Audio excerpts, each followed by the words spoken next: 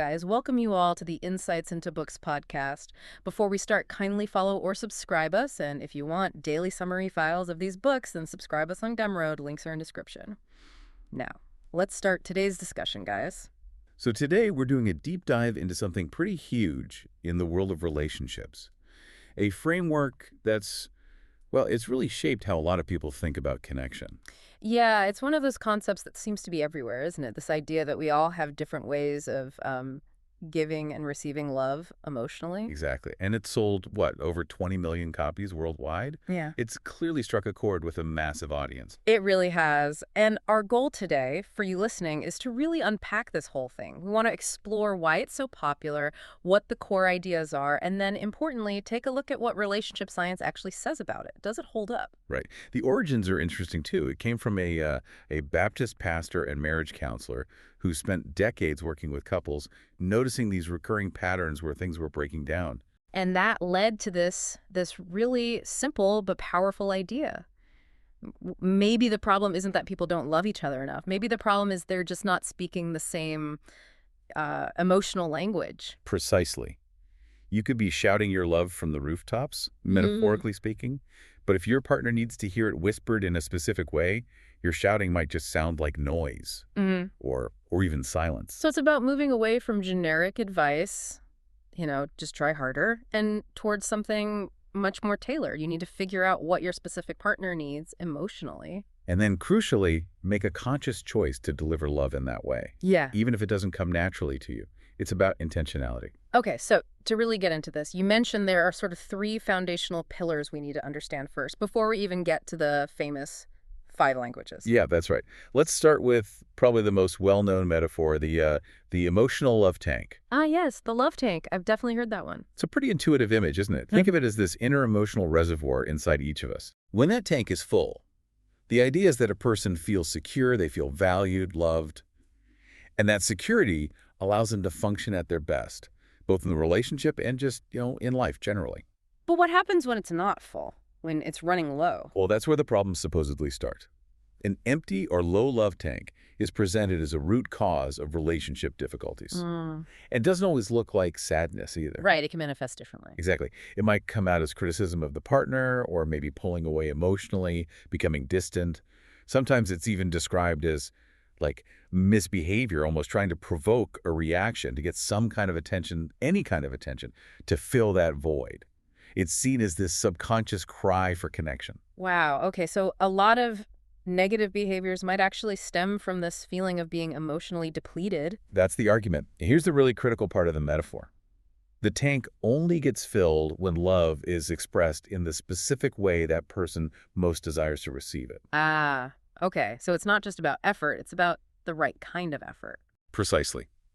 The analogy used is like trying to fill a car's gas tank with, say, water or sand. You can put in a ton of effort shoveling sand, but the car's not going to run. That makes sense. So one partner could be doing all these things they think are loving, working really hard. And the other partner still feels completely unloved, completely empty, because the effort is being delivered in the wrong currency, so to speak. The fuel isn't compatible with the engine.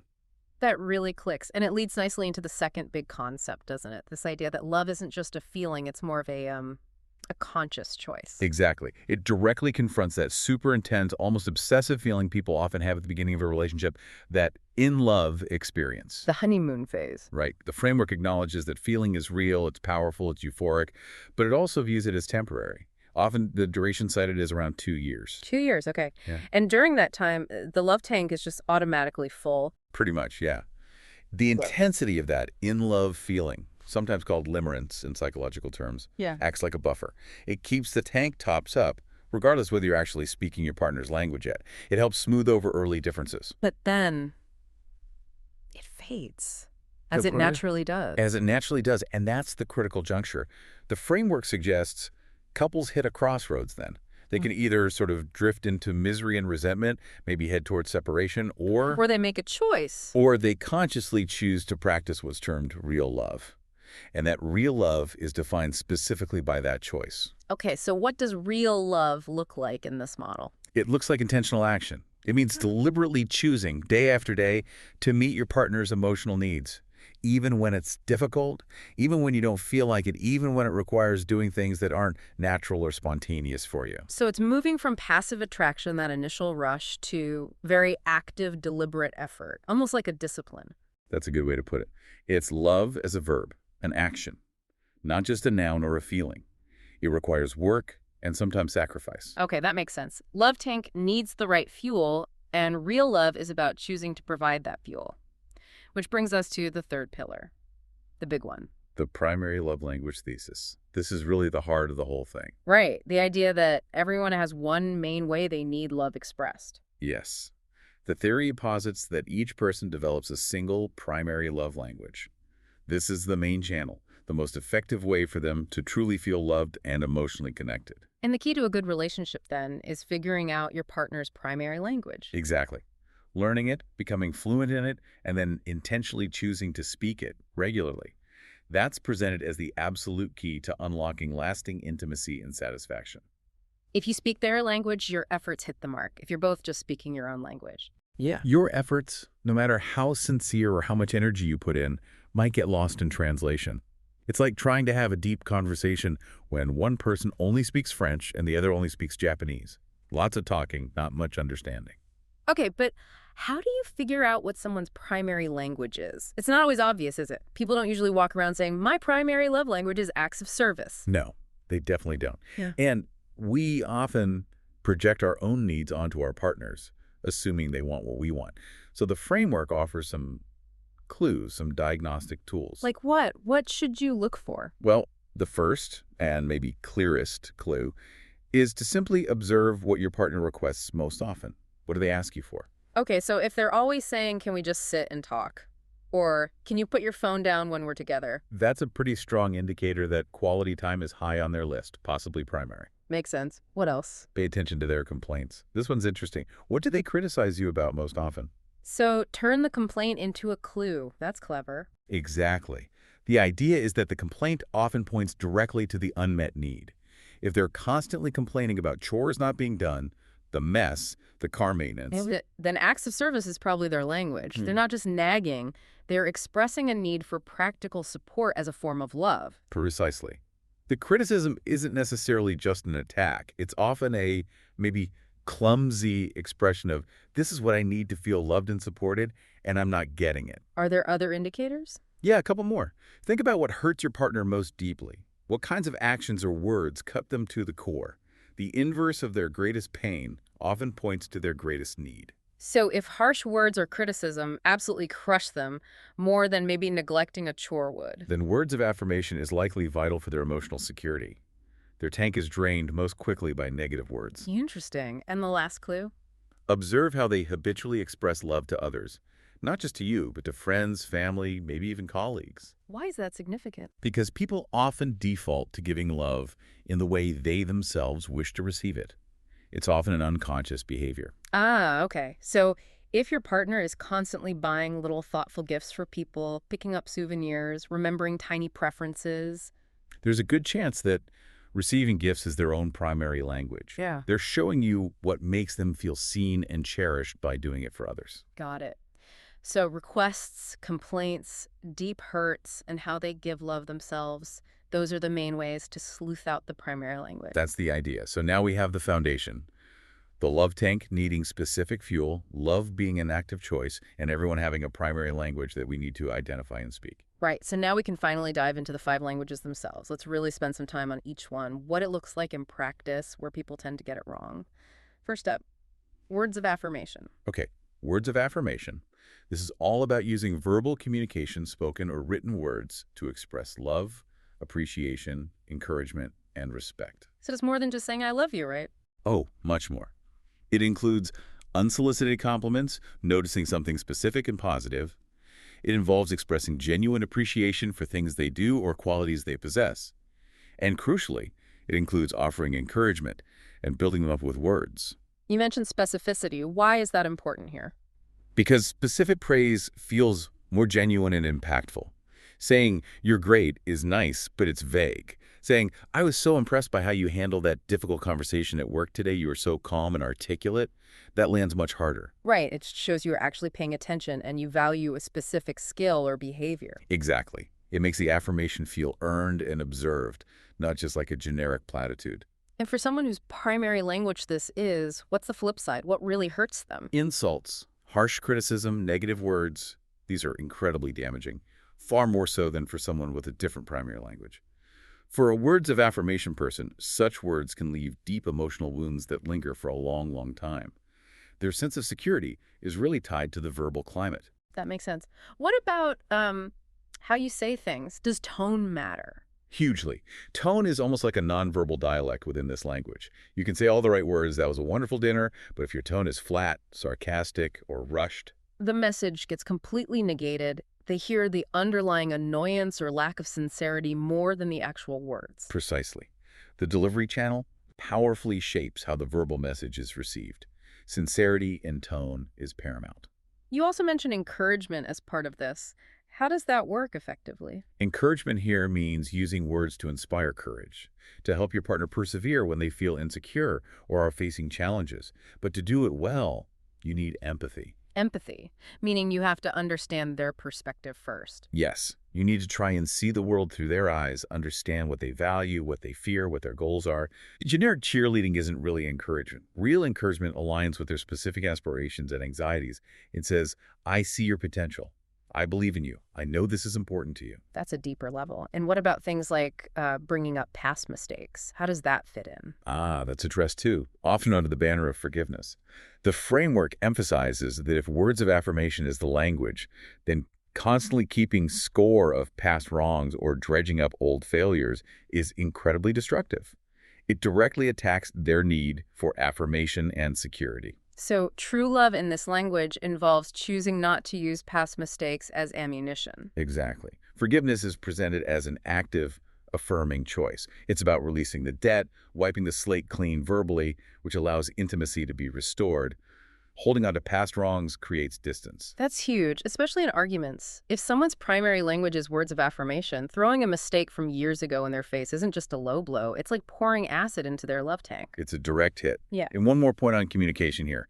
Requests versus demands. When asking for something, even something you need, phrasing it as a humble, positive request, it would mean so much to me if you could, affirms the partner's value and their choice to respond. A demand, you need to do this now, feels like coercion. And coercion kills the feeling of love, right? Absolutely.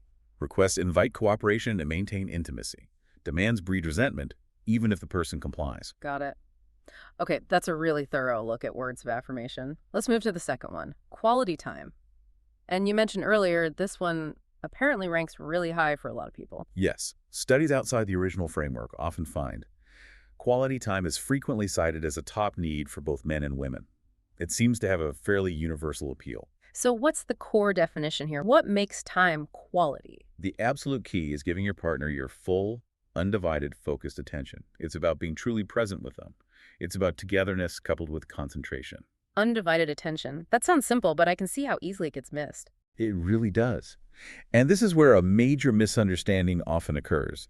People think that just being physically in the same space counts as quality time. Like sitting on the couch together, but both on your phones or watching different things. Exactly that scenario. You're physically proximate, but emotionally miles apart. For someone whose language is quality time, that doesn't fill the tank at all.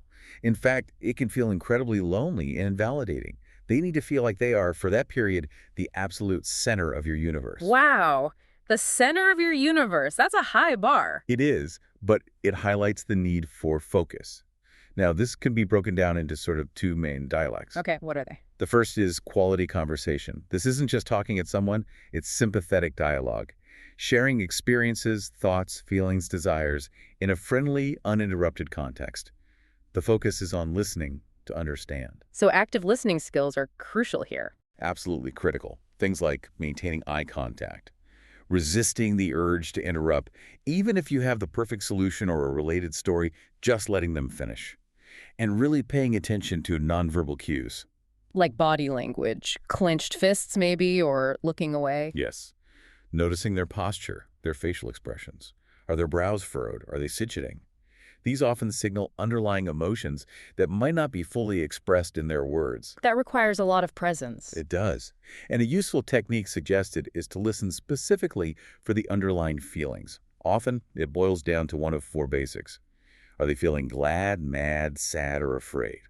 Glad, mad, sad, afraid. Okay. When your partner is sharing something, especially something stressful, trying to identify and acknowledge that core emotion, wow, that sounds incredibly frustrating, or I can see how sad that must make you feel, is often much more connecting than jumping in with advice. Right, because advice can sometimes feel like you're trying to shut down the feeling rather than validating it. Exactly. Empathy opens the door. Premature solutions can slam it shut. So that's quality conversation. And the second dialect of quality time, That's shared activities, doing things together that one or both partners enjoy. like hiking or cooking or playing a board game. Could be anything, really. Yeah. But the framework is clear. The activity itself is secondary. It's merely the vehicle for achieving focused attention and creating shared memories. So it's not about the hike itself, it's about the togetherness during the hike. Precisely. The why is more important than the what. You're choosing to spend your most valuable resource, your time, focused on them, doing something together, ideally with a positive attitude. That attitude part is important, isn't it? If you agree to go on the hike but complain the whole time. You've completely negated the loving gesture. The quality time partner feels like a burden, not a priority. The effort backfires. Okay, I can picture that easily. A partner whose language is quality time suggests doing something, the other agrees reluctantly, and then spends the whole time distracted or checking their phone. The activity happened, but the quality, the focused attention, was zero. Love tank, still empty, maybe even emptier because the expectation was dashed. So the big takeaway for quality time is really about intentional, focused presence, blocking out distractions. Relentless intentionality is a good way to put it. You often have to schedule it, guard it, protect it from the constant intrusions of modern life. Makes sense. Okay, language number 3, receiving gifts. This one feels like it could be easily misinterpreted. It definitely is. It's often unfairly dismissed as materialism. But that misses the point entirely, according to the framework. So what is the point then? The core idea is that gifts are tangible, visual symbols of love. They represent the thought, the effort, the fact that you were thinking about the person even when you weren't with them. So it's not about the price tag. Not primarily, no. The emphasis is heavily on the thought that counts. A gift could be incredibly meaningful without costing much at all. A single flower picked from the garden, a special rock found on a walk, a handwritten note left somewhere unexpected, their favorite candy bar picked up just because. It's the symbolism. The physical object acts as a reminder. You were in my thoughts. Exactly. It's a physical anchor for the emotional connection. It says, I remembered you, I know what you like, you matter to me even when we're apart. So for someone who doesn't naturally think in terms of gifts, what's the mindset shift needed? They need to stop seeing gifts as an expense or a chore and start viewing them as an essential investment in their partner's emotional well-being, like putting deposits into the love tank. An investment, that's a different frame. It is. For the person whose language is gifts, these symbols validate their worth in the relationship. They need these tangible reminders to feel secure and cherished. And what's the danger here? What drains the tank for a gifts person? Forgetting significant occasions is huge. Birthdays, anniversaries, missing these can be deeply wounding, interpreted as, you didn't care enough to remember or make an effort. That seems pretty straightforward. Any other pitfalls? Yes. A more subtle one is when gift-giving drops off significantly after the relationship is established, like after getting married. The thinking might be, well, I've won them now. I don't need to keep doing this. The effort stops. And for the gifts person, that feels like neglect. It feels like being taken for granted.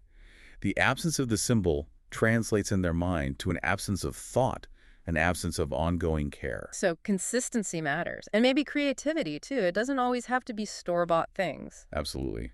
Planning a special date night could be a gift. Taking care of something that allows them free time could be framed as a gift of time. It's about the thoughtfulness behind it. Okay, that provides a lot more nuance to receiving gifts. Let's move on to number 4, acts of service. Right. Acts of service is about expressing love by doing things for your partner. Practical tasks that require time, effort, and planning. Things that ease their burdens and make their life easier. So this covers things like chores, cooking, running errands, fixing things around the house, taking care of the kids. Exactly. Anything that requires you to expend energy to serve them in a practical way. It's love expressed through action and support. This seems like a language that might appeal to very practical, maybe action-oriented people. Often, yes. But like all the languages, communication about it is key, especially when requesting an act of service. How so? We touched on requests versus demands with words of affirmation. Does that apply here too? Critically so. If a partner needs help with something, say cleaning the kitchen, phrasing it as a gentle, positive request, honey, it would help me so much if you could tackle the kitchen tonight, is received very differently than a demand or criticism. This kitchen is a disaster. You need to clean it. Because the demand feels like... Coercion, obligation, being treated like hired help rather than a loved partner choosing to serve. Even if the person does the dishes after being demanded to, the framework argues it doesn't fill the love tank because the motivation feels wrong. It breeds resentment. So the willingness and the choice behind the act are crucial for it to be received as love. Absolutely. Yeah. Love, in this model, cannot be coerced. So requests should guide, not dictate. Is there a way to make sure the service being offered is actually what the partner needs or wants? I could spend all day washing the car thinking I'm being helpful. When what they really needed was help folding the mountain of laundry. Yes, that's a common issue. The suggestion often given is to actually ask your partner directly. Just ask. Yeah, Yeah. maybe sit down together and have the partner list, say, the 3 or 4 acts of service that would make them feel the most loved and supported right now. This focuses the giver's energy effectively. That avoids wasted effort and ensures the actions really hit the mark. That makes a lot of practical sense. And again, remember the clue about criticism. If your partner is constantly criticizing your lack of help around the house or specific undone tasks, That's a flashing neon sign pointing towards acts of service being their primary language. The complaint reveals the unmet need. exactly, turning that lens on criticism can be really insightful. Okay, powerful stuff. That brings us to the fifth and final language, physical touch. Yes, physical touch. This language is about communicating affection through physical contact. And this isn't just about sex, right? Definitely not. While sexual intimacy can certainly be an important expression for someone with this language, it encompasses a much broader range of physical gestures. Holding hands, hugging, kissing, cuddling on the couch, a reassuring pat on the back, an arm around the shoulder. So it's about closeness, connection, expressed physically. Right. And the power of touch is unique. It can convey security, comfort, love, and support without needing any words at all. Think about comforting someone who's grieving often. Just holding them or putting a hand on their arm communicates more profoundly than anything you could say. That's very true, especially in moments of crisis or high emotion. Touch can be incredibly grounding and reassuring. Are there different dialects here too? Does everyone who needs touch need the same kind? No, definitely not. Yeah. Just like the other languages, preferences vary widely. Some people might love public displays of affection, like holding hands constantly when out. Others might find that intensely uncomfortable, but craves lots of private cuddling or back rubs at home. So you really have to pay attention to your specific partner's responses and maybe even ask what they prefer. Observing and asking is key. What kind of touch makes them relax? What makes them smile? What makes them pull away? Not all touch feels loving to everyone. It needs to be the right kind of touch for them. And what's the big misunderstanding people have about this language besides just equating it with sex? It's often neglecting the importance of the smaller, non-sexual touches throughout the day. For someone whose primary language is physical touch, these small gestures, a quick hug goodbye, resting a hand on their knee while talking, brushing against them affectionately when passing these, are vital for keeping the love tank consistently filled. So even if a couple has an active sex life, if those smaller everyday touches are missing, The physical touch person can still feel emotionally disconnected or neglected between those more intimate moments. Those little touches act like constant, reassuring reminders of connection. wow. Okay, so those are the 5. Words of affirmation, quality time, receiving gifts, acts of service, and physical touch. It's a really compelling framework. You can see why it's resonated with so many people. It gives you a map, a vocabulary. It absolutely does. It's accessible, it's practical, and it encourages intentionality, and there's no doubt it has helped countless couples understand each other better and improve their relationships by giving them a way to talk about these often unspoken needs.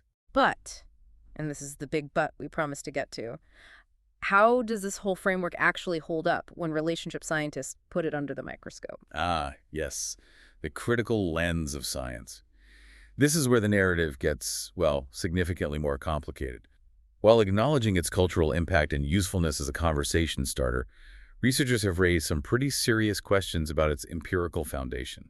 Meaning, does the actual scientific data support the core ideas? Largely, the consensus in the research community is that there's a fundamental lack of strong empirical evidence backing the framework's main assumptions. Okay, that's pretty direct. What kind of comparisons do they make? It's often compared to other popular but not scientifically validated psychological tools. The Myers-Briggs type indicator is a common comparison. They're seen as potentially useful for self-reflection or starting conversations, but not as scientifically robust theories of human personality or relationships. So, intuitive and popular, but maybe lacking rigorous proof. That's the gist of the critique. It provides a neat, easy-to-grasp model, but it struggles when subjected to peer-reviewed, replicated psychological studies. Let's break down the specific assumptions that are challenged. You mentioned three core ones earlier. What's the first big issue science has with it? The first major challenge is the very idea of putting people into these rigid, distinct categories.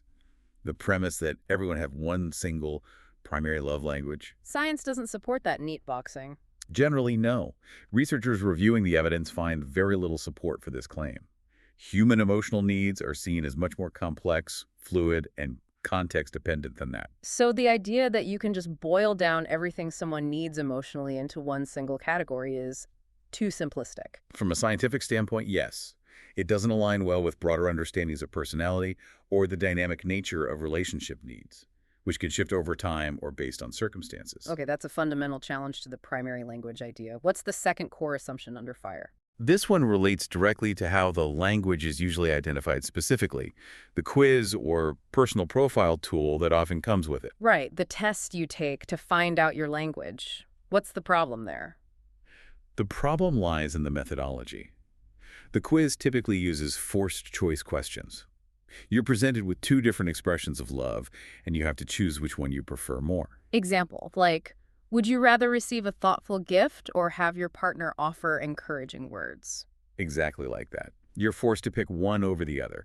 It creates a zero-sum game between the languages. And why is that problematic from a research perspective? Because it might not reflect how people actually value these things in real life. When researchers tried a different approach, instead of forcing a choice, they asked participants to rate the value or importance of all 5 expressions independently, maybe on scales 1 to 10. They got different results. Dramatically different results. When people could rate each language on its own merit, without having to sacrifice one for another, what they found was that most people endorsed all 5 expressions as being meaningful and valuable ways to feel loved. So people didn't just pick one, they valued multiple languages. Yes. The forced choice format of the typical quiz artificially inflates one preference by forcing you to downplay others. One major study using this independent rating method found that over half, more than 50% of the participants, could not be reliably assigned a single primary love language based on their ratings. Wow, over half. So for most people, it's not just one thing. It seems for many, maybe most people, emotional connection is more multifaceted. They might value quality time and words of affirmation highly, or maybe acts of service and physical touch. The need isn't necessarily singular. The quiz's structure might be creating the primary language effect rather than discovering it. That's a really significant critique of the measurement tool itself. Okay, what's the third core assumption that science challenges? This one hits right at the central promise of the framework. The idea that matching your partner's primary language is the key to relationship satisfaction, that speaking the same language leads to better outcomes. The whole alignment theory. Does the research back that up? If a couple shares the same primary language, are they happier? Surprisingly, no. Multiple studies have looked specifically at this question, comparing couples who have matching primary languages versus those who don't. And they consistently find no significant relationship between love language alignment and measures like relationship satisfaction, connection, or longevity. Wait, really? So having the same language doesn't actually predict a happier relationship? According to the available empirical evidence, it doesn't seem to. Couples with completely different supposed primary languages can be just as satisfied or even more satisfied than couples who supposedly match. That seems to undermine the whole core mechanism proposed by the framework. If matching isn't the key, then what is? Did the studies find anything that did predict satisfaction better? Yes, and this is where it gets really interesting and perhaps more practically useful. Some research found that how satisfied people felt with the specific behaviors associated with words of affirmation and quality time from their partner. Okay, so feeling like they received enough affirming words and enough focused attention. That perception strongly predicted how loved they felt and how satisfied they were with the relationship overall. And this was true regardless of what they might have identified as their own primary language on a quiz. So it suggests that maybe words of affirmation and quality time aren't just languages for some people, but perhaps more like fundamental, universally important relationship behaviors for almost everyone. That's certainly one interpretation of those findings. It points towards consistent verbal reassurance and dedicated, focused attention being potentially foundational needs for relationship security across the board, not just for those who pick them as primary. That shifts the focus quite a bit, doesn't it? It becomes less about identifying a single magic label and more about the consistent practice of certain key behaviors. Exactly. It suggests that the effort, the consistency, and the perceived adequacy of loving behaviors might matter much more than correctly identifying and matching a supposed primary language category. The willingness and ability to show up with affirmation and attention seem critical.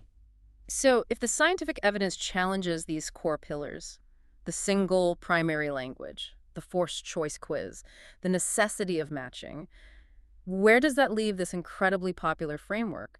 Does it still have value? That's the million-dollar question, isn't it? And even the critics often concede that yes, despite the lack of strong empirical backing for its core theory, the framework still holds significant practical value. How so? Its main strength seems to be in raising awareness. It gets couples talking about unmet needs. It provides a simple, accessible vocabulary for people who maybe never had the words to express what they were missing emotionally. Hmm. For many, it's the first time they've even considered that their partner might experience and need love differently. So it's a powerful conversation starter, even if the underlying categories aren't scientifically precise. Precisely. It opens the door to discussing expectations, needs, and where the disconnects might be happening. And that conversation itself can be incredibly valuable, regardless of whether the 5 categories are perfectly accurate. Okay. And this understanding that maybe the categories are too rigid and people need multiple things leads some researchers to propose alternative ways of thinking about it, right? You mentioned something about a diet. Yes, the nutritionally balanced diet metaphor. This is offered as a more scientifically grounded alternative to the single language idea. A balanced diet for love, how does that work? Instead of seeing love as one primary language you need to speak, this metaphor views love as needing a variety of essential emotional nutrients for a relationship to be truly healthy and to thrive long-term. So, like needing protein, carbs, vitamins, minerals, you need different kinds of emotional input. Exactly. You need words of affirmation, like your vitamins, maybe quality time, your essential proteins, acts of service, your complex carbs, physical touch, healthy fats, gifts, maybe trace minerals. A relationship might survive for a while if it's missing one nutrient, say physical touch in a long-distance relationship. But it won't be optimally healthy. It won't thrive. Right. The argument is that the best, most resilient relationships require a full range of loving expressions to meet different needs at different times. This includes the 5 languages, but also potentially other crucial elements like depth companionship, shared goals, emotional support during crises, and intellectual connection. That feels much more flexible and acknowledges that needs can change too, right? Absolutely. The balanced diet model embraces the idea that people and relationships aren't static. What you needed emotionally at age 20 might be different from what you need at 40, or when you're under stress or raising kids. A healthy relationship adapts and provides a variety of nutrients as needed. That makes a lot of intuitive sense. It feels less like putting people in boxes. Does this connect at all to other psychological ideas like maybe attachment theory? Oh, definitely. Attachment styles, which are rooted in our early relationship experiences, strongly influence why we might crave certain expressions of love more intensely or struggle with others. Okay, how does that play out? Let's take someone with a secure attachment style first. A securely attached person generally feels confident in relationships, trusts their partner, and is comfortable with intimacy. They tend to be more flexible. They can usually give and receive love in multiple ways and aren't easily threatened if one nutrient is temporarily low because they trust the underlying bond. They have that base level of security. But what about insecure styles, like anxious attachment? Someone with an anxious attachment style often worries about abandonment, fears their partner doesn't love them enough, and needs frequent reassurance. So which languages do you think they might crave intensely? Hmm. Based on needing reassurance. Probably words of affirmation. And maybe quality time to feel connected and prioritized. Exactly. They often have a very strong need for explicit verbal confirmation, do you love me, are we okay, and undivided attention. These provide the immediate, tangible proof they need to soothe their anxiety about the relationship stability. Okay. And the other main insecure style, avoidant attachment. What might their preferences look like?